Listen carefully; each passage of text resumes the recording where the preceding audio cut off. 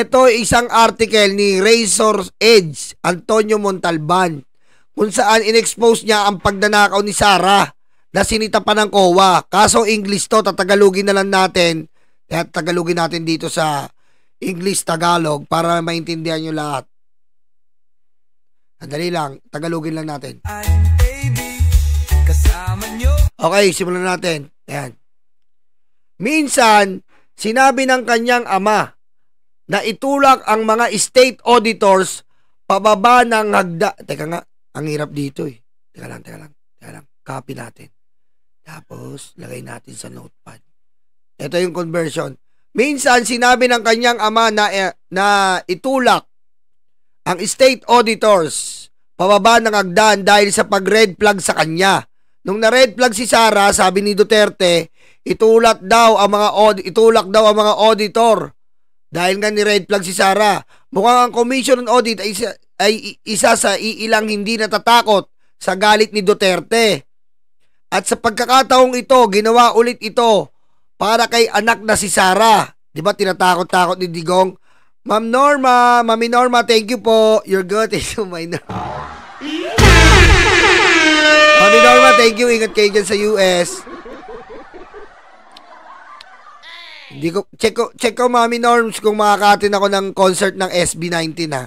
Check ko pa, busy sa Malacanang eh.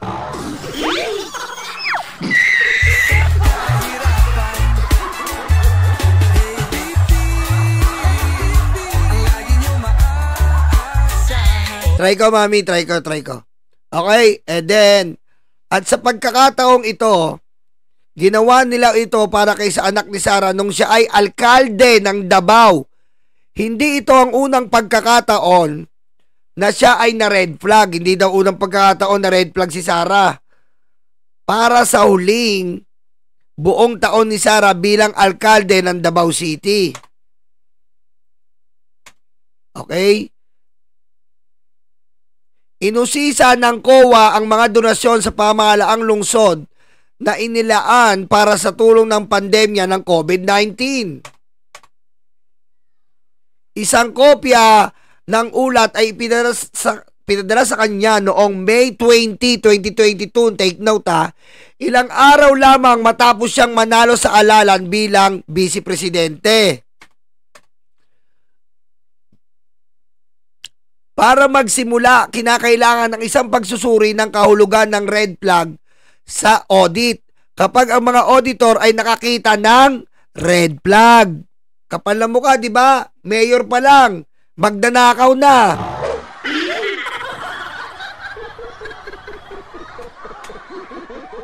Nangangahulugan ito na nakakita sila ng hindi pangkaraniwang pattern. Ayan na naman yung pattern ni Sara ng mga pangyayari o anomalya na maaaring maging senyales ng posibleng maling gawain. Basta Duterte po, wala pong tamang gawain.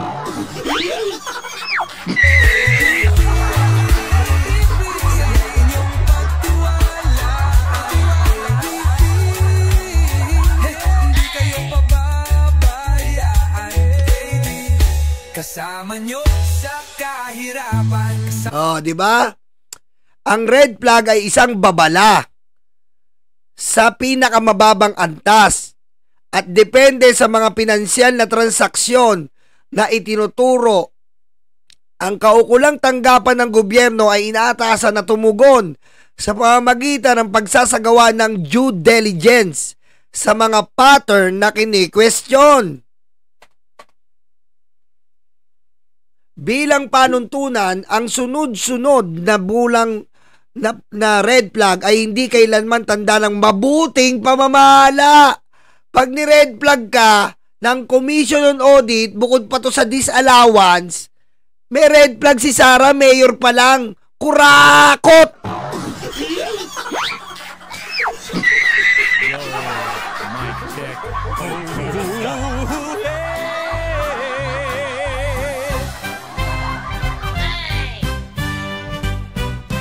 Sila'y mayahang pero utak ay butas.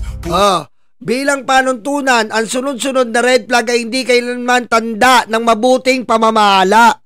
napansin na COA na nagkaroon ng mga pagbabago ang pamahalaang lungsod ng Davao sa kanilang 2021 property inventory list. Nagkaroon daw po ng pagbabago sa inventory ng property. So yung mga property inventory nagkaroon ng pagbabago, matindi. Salita pero gaway walang bakas. Tumakbo sa survey, kulilat sa pila. Panis sa debate, abay tatanga-tanga.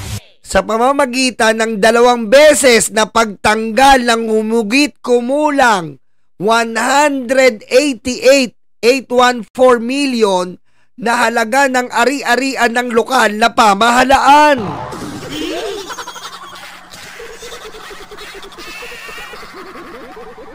Grabe, no? Tindi. Ito ba ay isang pagtatangkang linisin kung saan talaga napunta ang pera at mga kalakal? Natuklasan ng COA ang ilang mga donated na sasakyan at mga grant at donasyon sa anyo ng mga bagay na hindi nakalista hanggang December 31, 2021. Halimbawa, eto matindi na to. Halimbawa, nakatanggap si Sara ng 10 JAC bonds mula sa embahada ng China. Konghei, Pakyu. Ugok-ugok, wala din brain cells. Puro batas ng batas, mukha na may butas. Sa politika, babano-bano, hayahay, laging pa sa bundok ng sablay. Team Suka, mayabang, idiretso sa inidoro. Team Suka, fake news. Yan po Halimbawa, nakatanggap si Sara ng 10 JAC bonds mula sa embahada ng China.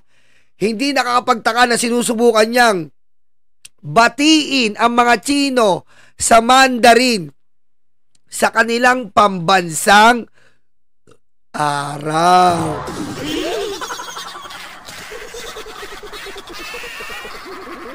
Tindi, no?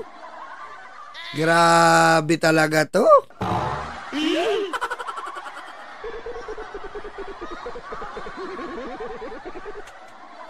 Tumatanggap din siya ng isang land ambulance na may mga medical na supply at accessory mula sa Pete Monster Foundation Incorporated. Saan napunta ang mga sasakyan? Sinabi ng COA na ang mga sasakyan ay may mga deed of donation, ngunit hindi ito nakarehistro sa libro ng mga account ng lungsod. Ang tugon ng Davao City Hall, nag-aakusahan ang mga kaukulang departamento. Hindi talaga ng babaeng to. Grabe sa korupsyon to. Ano to? Valedictorian talaga sa korupsyon si Sara. Wala akong masabi. Grabe sa patay gutom sa pera to. Idiretso sa inidoro. Team Suka, kriminal. Idiretso sa inidoro. Grabe, no? Grabe sa patay gutom sa pera to. Binanggit din ng COA na ang mga relief goods noong panahon ng pandemya na para sa mga health frontliners at mga mamamayan ay walang dokumentasyon. Kita mo na, lupit. Lupit talaga nito. Ibang klase sa ano to. Hindi rin naitala ang mga petsa ng pag-expire at ang imbakan. Yung mga gamot, wala daw monitoring ng expiration. Muli, magkakaroon ng pagsisisihan. Ayun na lang daw ang dinadailan ni Sara. Nagsisisihan daw yung mga departamento. Para ngayon, sinisisi niya yung iba't ibang department. Hindi niya sinisisi yung sarili niyang kabubuhan. Bobo di ba? Sinisisi niya yung department niya, yung ibang tao. Pero hindi niya sinisisi yung pagkatanga niya sa sarili niya.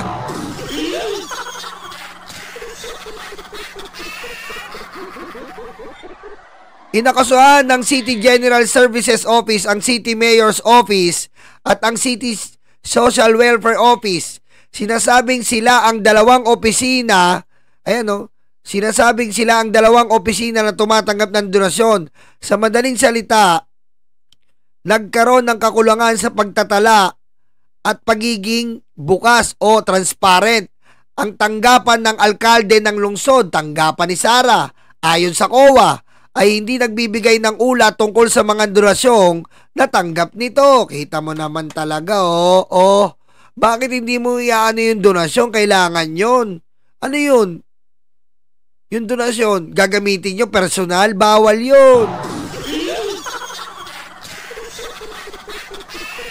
Ang mga red flag para kay Sara ay tila habitual. Pag sinabi pong habitual, panay-panay po yan, Panay Island.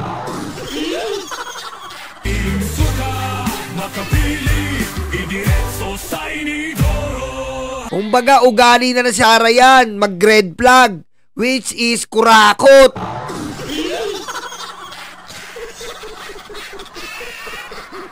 Noong 2020, nagbigay din ng babala ang mga auditor ng Estado tungkol sa mga balanse ng inventaryo ng pamahalaang lungsod na nagkakahalaga ng 97 million.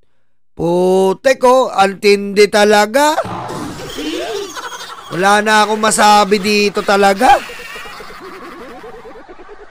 Grabe oh. Inventaryo ng pamahalaang lungsod na nagkakahalaga ng 90... Putik talaga, wala na akong masabi talaga dito. 97 million.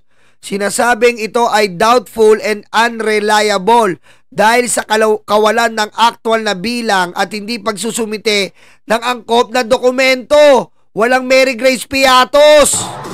Mahilig si Sara, walang dokumento.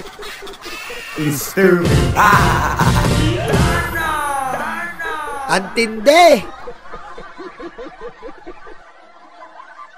Upang patunayan ang naitalang balanse, natuklasan din na ang pagbili ng mga kalakal na inilaan para sa tulong sa panahon ng pandemya na nagkakahalaga ng 199 million ay walang mga dokumento ng transaksyon. Ang pagiging red flag ba ay tanda ng pamamahala ni Duterte?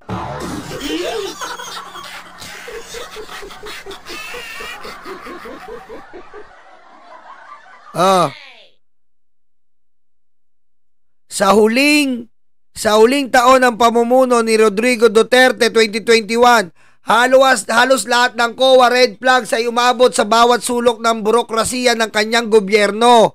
Kalusugan, komisyon sa mas mataas na edukasyon, paggawa at empleyo, ugnayang panlabas, kapakanan at papaunlad ng lipunan. Ito, BIR, pamahalaang lokal, transportation, energy, at mga ahensya tulad ng LTO, franchising, regulatory board, Philippine Charity Sweepstakes Office, at presidential communication. Putek, lahat na may anomalya. Lahat na ng department to eh. Lahat na to. Sabihin na lang natin, kurakot ang pamilya, yun na lang. Lahat na eh, binanggit mo eh.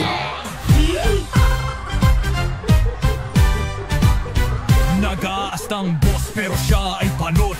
Puro forma pero lahat na binanggot eh, oh. Maaaring sabihin sa pinakamaliit na ang estilo ng pamamahala ng Duterte ay hindi eksaktong isang tagapaglaban laban sa katawalian at korupsyon na ipinakita nito sa publiko na nagbabayad ng buwis. Ang pamumuno na may epekto sa pagtugon sa mga sakuna ay hindi kailanman naging lakas ni Sara Duterte. Inanunsyo ng kanyang tanggapan na ang Disaster Operations Center ay nagbibigay ng 100 sako ng bigas sa mga biktima ng bagyong Paeng sa Laguna noong unang bahagi ng buwang ito. Doble magiging hirap para sa kanya na maabot ang kanyang kahaliling si Leni Robredo na may sana ba yun? Na may teka lang Ma'am Darling 1207. Thank you po, Ma'am Darling. Thank you po, Ma'am Darling 1207.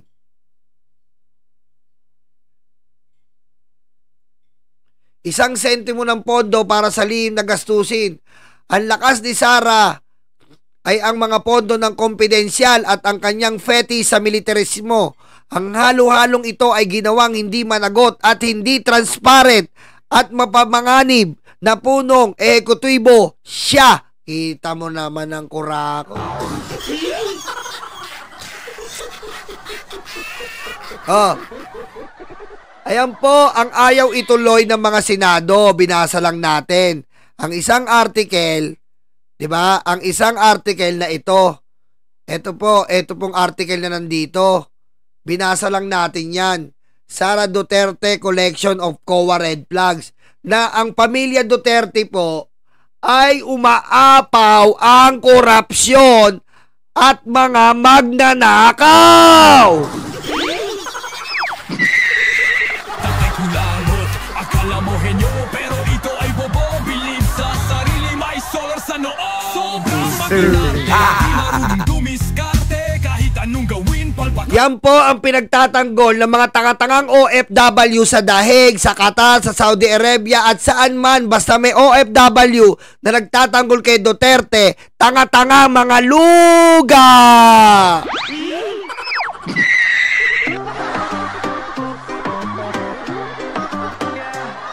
Oy mga alipin, mga uto-uto, paniwala sa news na gawa. Kami ang bumbero ng Pilipinas, mga bayaning tagapagligtas. Ang paglilingkod sa amin ay likas. Ang bumbero ng Pilipinas, kami ang bumbero ng Pilipinas, mga bayaning tagapagligtas. Ang paglilingkod sa amin ay likas. Ang bumbero ng Pilipinas, ang bumbero ng Pilipinas, ang bumbero ng Pilipinas, ang bumbero ng Pilipinas, ang bumbero ng Pilipinas.